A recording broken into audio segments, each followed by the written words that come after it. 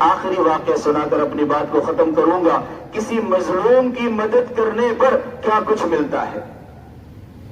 علامہ قسطلانی شارح بخاری ایک واقعہ ذکر کرتے ہیں کہ عراق کے علاقہ کوفہ کے اندر ایک خاتون بیوہ تھی. اس بیوہ خاتون نے کسی مالدار شخص سے جا کر مدد طلب کی. میں بیوہ ہوں, میرے چھوٹے چھوٹے بچے ہیں, بچیاں ہیں, کمانے والا کوئی نہیں ہے, آپ میری مدد کریں, اور میں سید زادی ہوں, لہذا میں عام لوگوں سے زکوٰۃ طلب نہیں کر سکتی, خاموشی کے ساتھ آپ میری مدد کریں. اس مالدار شخص نے یہ کہا کہ تم سید زادی ہو, کوئی دلیل پیش کرو, اس پر کوئی دلیل پیش کرو. اور یہ کہہ کر اس کو دھتکارتے ہوئے اس خاتون کو نکال دیا. وہ خاتون چلی گئی. رات میں خواب میں اس نے دیکھا جنت کے محلات ہے, نبی کریم صلی اللہ علیہ وسلم بیٹھے ہوئے ہیں. آپ صلی اللہ علیہ وسلم فرما رہے خواب کے اندر, یہ محلات میں اپنے امت کے ایک مومن کو دوں گا. یہ محلات, یہ محل, یہ گھر میں اپنے امت کے ایک مومن کو دوں گا. یہ شخص خواب میں دیکھ رہا ہے جس نے بیوہ کو دھتکار دیا.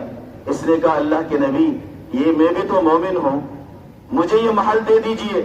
نبی کریم صلی اللہ علیہ وسلم نے فرمایا اگر تو مومن ہے اپنے مومن ہونے کی دلیل پیش کر, اپنی مومن ہونے کی دلیل پیش کر. اس کے بعد جب یہ صبح جاگا, جاگنے کے بعد یہ اس بیوہ کو تلاش کرنے میں مصروف ہو گیا. بہت تلاش بسیار کے بعد ایک جگہ گیا جہاں وہ لوگ رہتے تھے جو آگ کو پوجا کرنے والے تھے, آتش پرست لوگ تھے, غیر مسلموں کا علاقہ تھا. وہاں جا کر دیکھا کہ ایک غیر مسلم شخص جو آتش پرست تھے, اس نے اس بیوہ کو پناہ دی ہے اور ایک خالی گھر دے دیا ہے اور راشن بھی دے دیا ہے اور اس کے سر پہ ہاتھ رکھا ہے, اس کی سرپرستی کی ہے. یہ اس شخص کے پاس گیا جو آتش پرست تھا, جو مومن نہیں تھا, مسلمان نہیں تھا. اس سے جا کر کہا اس خاتون کو میرے حوالے کر دو, میں اس کی مدد کروں گا, میں اس کو گھر دوں گا. اس نے کہا نہ جی نہ, اس خاتون کو میں تمہارے حوالے نہیں کر سکتا, میرا ایک خالی مکان تھا, میں نے اس کو دے دیا اور زندگی بھر کے راشن کی ذمہ داری میں نے لے لی.